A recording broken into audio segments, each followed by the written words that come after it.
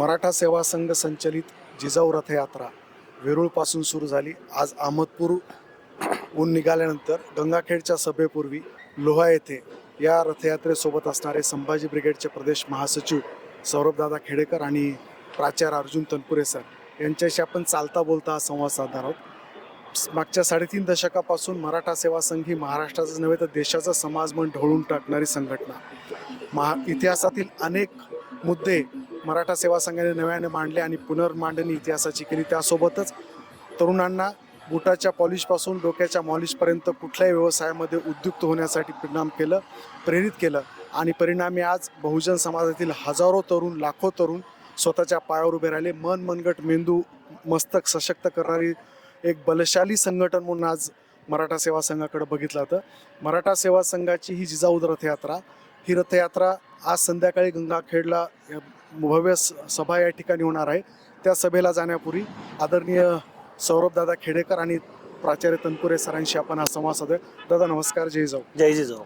दादा, संभाजी ब्रिगेडनी, मराठा सेवा संघाने छत्रपती शिवाजी महाराज, छत्रपती संभाजी महाराज यांच्या बदनामी विरोधामध्ये नेहमीच कार्य केलेलं आहे आणि अनेक वेळेला महाराष्ट्रभर आंदोलनं केलेली आहेत। आज महाराष्ट्रामध्ये प्रचंड अस्थिरता असताना असंख्य लोकांच्या जीवनाशी निगडीत असलेले प्रश्न सोडवण्यासाठी आलेलं अपयश झाकण्यासाठी औरंगजेबाची कबर असेल, वाघ्या कुत्रा असेल असे मुद्दे पुन्हा एकदा उकरून काढले जातात, अशी जनसामान्यांची भावना आहे। नेमकं या यात्रेच्या माध्यमातून इतके दिवस झाला आपण फिरतात, लोकांमध्ये या सगळ्या प्रश्नाकडे बघण्याचा कसा दृष्टिकोन आपल्याला जाणवला?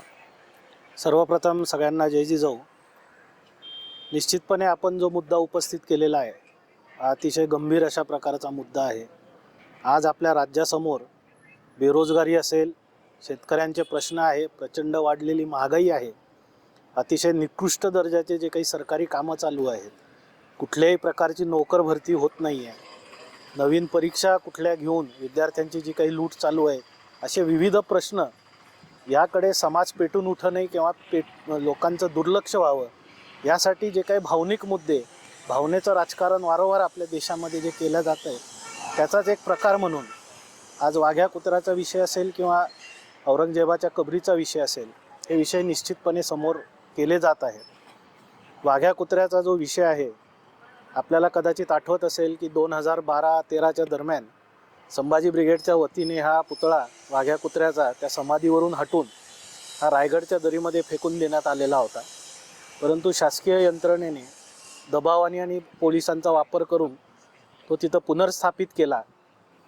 संभाजी ब्रिगेडने तो हटवला तर हटवलाच, पण ज्या लेखकाच्या विकृत अशा लिखाणातून राम गणेश गडकरी यांच्या राजसन्यास या कादंबरीतून या वाघ्या कुत्र्याचा उल्लेख आपल्याला प्रथमतः जाणवतोय, त्याचाही पुणे येथील जो संभाजी उद्यान आहे त्या उद्यानात त्यांचा जो पुतळा होता तोही संभाजी ब्रिगेडने उखडून फेकून दिलेला होता।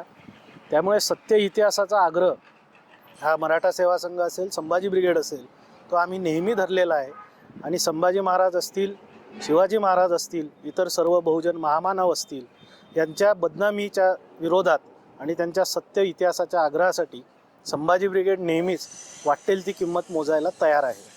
दुसरा, आज जो प्रश्न अतिशय भेडसावत आहे, जो भावनिकरित्या खूप दंगलीच्या पर्यंत नेण्याचा प्रकार जो आता सुद्धा सुरू आहे, तो औरंगजेबाच्या कबरीचा विषय।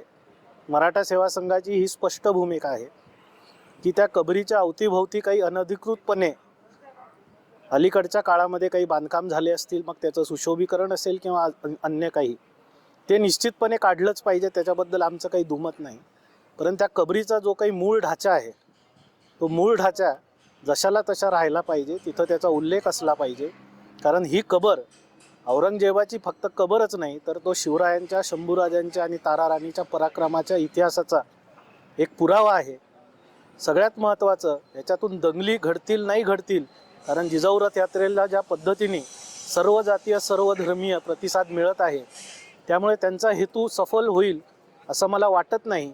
परंतु याच्यातून दुसरा एक मला प्रकर्षाने एक धोका जाणवतोय की आज जर ती कबर नष्ट केली तर कालांतराने पुढच्या पिढीला शिवाजी हा एक महापुरुष नसून शिवाजी एक पुराण पुरुष होता अशा प्रकारचा शिवाजी महाराजांचा इतिहासही खोडण्याचा एक प्रकार याच्यातून तो धोका मला जाणवतोय। त्याच्यामुळे आमचा आग्रह राहील की अतिक्रमण काढा, पण मूळ जी कबर आहे ती तशीच राहिली पाहिजे अशी मराठा सेवा संघाची मागणी आहे. सरकार स्वतःचं अपयश झाकण्यासाठी हे मुद्दे उकरून काढतं, याला सौरभदादांनी अत्यंत समर्पक असं उत्तर दिलेलं आहे. आणि औरंगजेबाची कबर ही केवळ एक कबर नसून छत्रपती शिवाजी महाराज, छत्रपती संभाजी महाराज आणि ताराराणींच्या शौर्याचं ते प्रतीक आहे. त्या मूळ ढाच्याला हात लागला नाही पाहिजे ही त्यांची भूमिका स्पष्ट केली. तनपुरे सर, मागच्या 3-3.5 दशकापासून आपण मराठा सेवा संघामध्ये आहात. यापूर्वी मराठा सेवा संघाने अनेक यात्रा काढल्या आणि यशस्वीपणे संपन्न केल्या.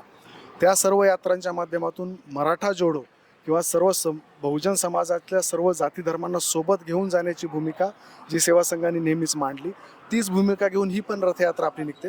एकंदरीत इतके दिवस आपण पहिल्या दिवसापासून सोबत आहात. जनतेचा रिस्पॉन्स कसा आहे आणि यातनं काय रिप्लिकेशन्स येणाऱ्या काळामध्ये सामाजिक आणि राजकीय व्यवस्थेवर होतील असं आपल्याला वाटतं? सर्वप्रथम सर्वांना जय जिजाऊ.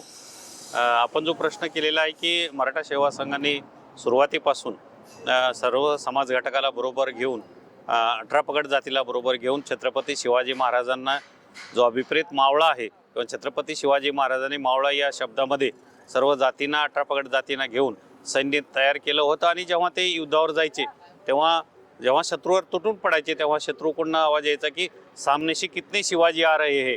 जे शिवाजी महाराज तर एकच होते, पण प्रत्येक सैन्यामध्ये जो काम करणारा सैनिक होता त्याला असं वाटत होतं की मी सुद्धा शिवाजी आहे आणि शिवाजी महाराजांना जीव देणारे हे मावळे तयार केले होते. आणि या 18 पगड जातीला घेऊन शिवाजी महाराजांनी स्वराज्य निर्माण केलं होतं. त्याच विचारावर गेली 35 वर्षे मराठा सेवा संघ काम करत आहे. मराठा सेवा संघाचं सुरुवातीपासून धारणा आहे की छत्रपती शिवाजी महाराजांनी जे काही 18 पगड जातींना बरोबर घेतलं, पुढे आपल्याला देश स्वतंत्र झाल्यानंतर एक स्वतंत्र राज्यघटना डॉक्टर बाबासाहेब आंबेडकरांनी दिली. आणि ती घटना जी आहे तेही समता, समानता, बंधुता याच विचारावर आहे. आणि ही घटना लिहिल्यानंतर डॉक्टर बाबासाहेब आंबेडकरांनाही लोकांनी प्रश्न केले होते की आपण इतक्या लवकर आणि इतकी चांगली घटना या देशाला कशी काय देऊ शकलात. तेव्हा बाबासाहेब आंबेडकरांनी हेच सांगितलं होतं की माझ्यासमोर शिवाजी महाराजांचं स्वराज्य होतं आणि शिवाजी महाराजांनी जे राज्य केलं होतं 18 पगड जातीच्या लोकांना बरोबर घेऊन शेतकऱ्याच्या भाजीच्या देठालाही धक्का नाही लागला पाहिजे अशा प्रकारचं स्वराज्य निर्माण केलं. आणि त्यामुळे मला घटना लिहिणे अत्यंत सोपं गेलं. अशाच प्रकारे विचार घेऊन पुरुषोत्तम खेडेकर साहेब गेली 1990 पासून मराठा जोडो अभियान असेल, मराठा जनसंवाद यात्रा असेल, याच्या अगोदरही काही मराठा जोडो अभियान काढलेली होती. आणि गेली 10 वर्ष आपल्याला सर्वांना माहीत आहे की मी आणि साहेब मराठा जनसंवाद दौरा या निमित्ताने संपूर्ण महाराष्ट्रामध्ये किमान आम्ही 1 लाख किलोमीटरचा प्रवास केलेला आहे. आणि 3-4 वेळेस सर्व महाराष्ट्रातले 36 जिल्हे असतील, 343 तालुके असतील, छोटी 2000 मोठी जिल्हा परिषदसारखी गावं असतील, याचा असा मोठा प्रवास करून जेव्हा लोकांमध्ये जातो, संवाद करतो, त्या संवादात तर केवळ आम्हीच बोलतो असं नाही, साहेब आणि मी सुद्धा लोकांचे प्रश्न, लोकांनी विचारलेल्या प्रश्नांची उत्तरं देतो. आणि आम्ही बोलत असताना लोकांना सांगतो की तुम्ही याच्यात सहभागी व्हा, तुमचं काय मत आहे.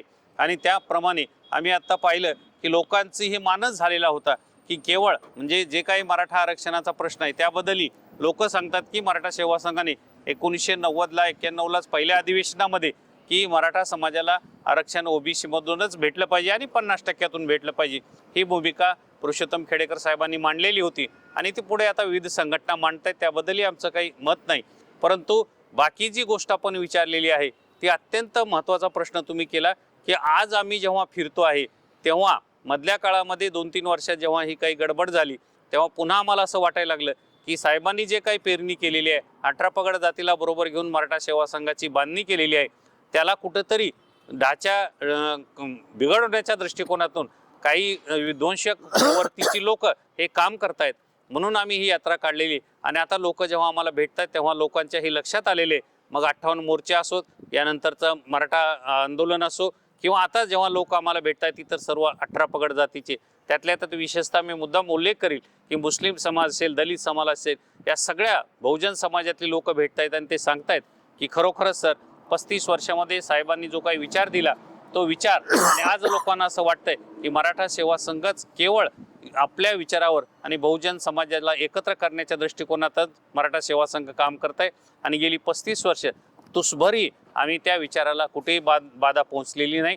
देश हा केवळ घटनेवरच चालतो. मला काय वाटतं याच्यापेक्षा देश घटना काय सांगते याच्यावरच देश चालतो, याच्यावर आमचा विश्वास आहे.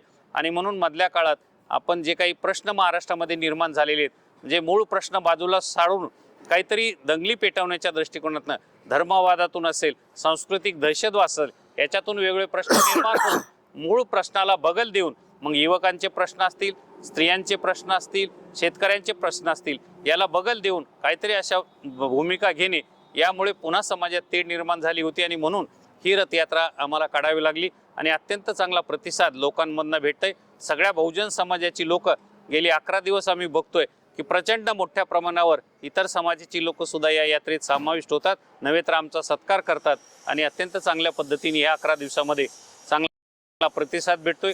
आम्हाला असं वाटतं की जे काही मराठा सेवा संघाने 35 वर्षात काम केलं होतं, मधल्या काळात सगळ्याच संघटनेमध्ये शिथिलता जी आलेली आहे, ती शिथिलता निश्चित या रथयात्रेच्या मार्फत जेव्हा आमचे 45 दिवस पूर्ण होतील तेव्हा निश्चित कमी झालेली असेल, नव्हे तर ती संपलेली असेल आणि पुन्हा नव्या जोमाने मराठा सेवा संघ आणि इतर परिवर्तनवादी चळवळीसुद्धा सक्रिय होतील असा माझा या निमित्ताने विश्वास आहे. त्यासाठीच ही मराठा जोडो अभियान किंवा ही रथयात्रा आहे.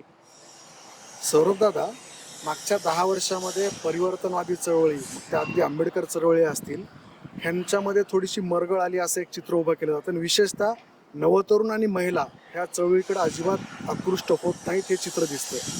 अर्थातच हे चित्र घातक आहे त्या चळवळींसाठी, कारण जोपर्यंत तरुण आणि महिलांचा सहभाग कुठल्याही चळवळीमध्ये येत नाही तोपर्यंत त्या चळवळी यशाची उत्तुंग झेप घेऊ शकत नाहीत. मागच्या 2.5-3 दशकामध्ये जिजाऊ ब्रिगेड आणि संभाजी ब्रिगेडनी जो झंझावात निर्माण केला होता, त्यामुळं हे सगळं चित्र उभं राहिलं. नवीन तरुण आणि नवीन महिला संघटनेकडे येण्यासाठी काय गेम प्लॅन नेमका ह्या रथयात्रेच्या माध्यमातून आपल्या डोक्यामध्ये असेल? मुळात ही खरंच खूप मोठी शोकांतिका आणि खंत आहे. आज केवळ मराठा सेवा संघच नाही, सर्वच ज्या काही पुरोगामी चळवळी आहेत ह्यांच्याकडे तरुण का आकर्षित होत नाही, हा एक मोठा चिंतेचा विषय झालेला आहे. त्याच्यावर अनेक लोक चर्चा करत आहेत, आपापसात काही ठरवत आहेत. निश्चितपणे आजचा जो काही यूथ आहे तो जर आकर्षित होत नसेल तर त्याला दोष देण्यापेक्षा आपल्या कार्यशैलीत काही बदल करून त्या तरुणांपर्यंत कसं पोचता येईल किंवा त्यांना आजची जी काही भाषा असेल, मग ती टेक्नॉलॉजीने असेल, रील्सनी असेल, वेगवेगळ्या पद्धतीने असेल, तरुणांना कसं आकर्षित करता येईल यासाठी निश्चितपणे आमचे प्रयत्न सुरू आहे. थोडासा उत्सवप्रिय तरुण अलीकडच्या काळात झालेला दिसतोय, कारण साधारण कोरोनानंतर जर आपण बघितलं तर शिवजयंतीचं जे काही स्वरूप आहे तेही बदलल्याचं आपल्याला कदाचित जाणवत असेल आपण जर बारकाईने अभ्यास केला. आधीच्या शिवजयंती जसं आठवडाभर चालायच्या, पुरोगामी विचारवंत तिथे यायचे, शाहिरी कार्यक्रम व्हायचे, व्याख्यानमाला व्हायच्या. पण अलीकडच्या कोरोनानंतरच्या काळात जर आपण बघितलं तर परत एक दिवसीय ती मिरवणूक, ढोल ताशे, ते तुमचं DJ आणि एक भव्य मिरवणूक, गुलाल उधळणे, भगवे झेंडे, ह्याच्या पलीकडे परत शिवजयंतीचं जे स्वरूप बदललेलं आहे ह्याच्यातून तरुणाईला उत्सवप्रियता ही अधिक जास्त प्रिय झालेली आहे असं मला वाटतंय. त्याच्यामुळे ही रथयात्रेचा तोही एक हेतू आहे की या निमित्ताने तरुण याच्याकडे आकर्षित होईल, किमान तो सहभागी तरी होईल. नंतर त्याच्या मेंदूमध्ये आपल्याला कुठल्या विचारांची पेरणी करायची आहे हे नंतर ठरवता येईल. पण हे सगळं वातावरण निर्माण झाल्यानंतर हे तरुणांना आकर्षित निश्चितपणे करतं आहे, कारण तरुणांचा ओढा या रथयात्रेकडे बऱ्यापैकी आहे. तेथेही ते रॅलीच्या माध्यमातून असतील, फुलं उधळण्याच्या माध्यमातून असतील, किमान या रथयात्रेमध्ये यायला लागलेले आहेत, आमच्या 4 गोष्टी ऐकायला लागलेल्या आहेत. किमान तेवढा जरी फरक या निमित्ताने झाला तरी निश्चितपणे आनंद आहे. आज टेक्नॉलॉजीचाही रथयात्रेच्या माध्यमातून आम्ही प्रचंड वापर करत आहोत, त्यामुळे त्या तरुणांपर्यंत पोचण्याचा निश्चितपणे आमचा प्रयत्न आहे. पण तो किती यशस्वी होईल हे रथयात्रा झाल्यानंतरच मी आपल्याला ठामपणे सांगू शकतो. तर हे होते संभाजी ब्रिगेडचे प्रदेश महासचिव सौरभ खेडेकर आणि मराठा सेवा संघाचे ज्येष्ठ मार्गदर्शक प्राचार्य अर्जुन तनपुरे सर. इथून पुढे ही यात्रा गंगाखेडची सभा आहे, त्यांना उशीर होतो, त्यामुळे आपण इथं संवाद थांबणार आहोत. पुढच्या यात्रेसाठी दोघांनाही आणि विशेषतः महाराष्ट्रातल्या तमाम परिवर्तनवादी चळवळी आज या रथयात्रेकडे खूप मोठी आशा लावून बघतात. त्या सर्व आशा आणि अपेक्षा पूर्ण व्हाव्यात ही सदिच्छा राजमुद्रा न्यूज लाईव्ह आणि त्यांच्या टीमच्या वतीने देतो. दादा धन्यवाद. सर धन्यवाद. खूप खूप धन्यवाद. जय जिजाऊ. जय जिजाऊ. मनोरंजनाचं प्रबोधन, करमणुकीचं उद्बोधन, बातमी अचूक, माहिती बिनचूक. पाहत रहा राजमुद्रा न्यूज लाईव्ह.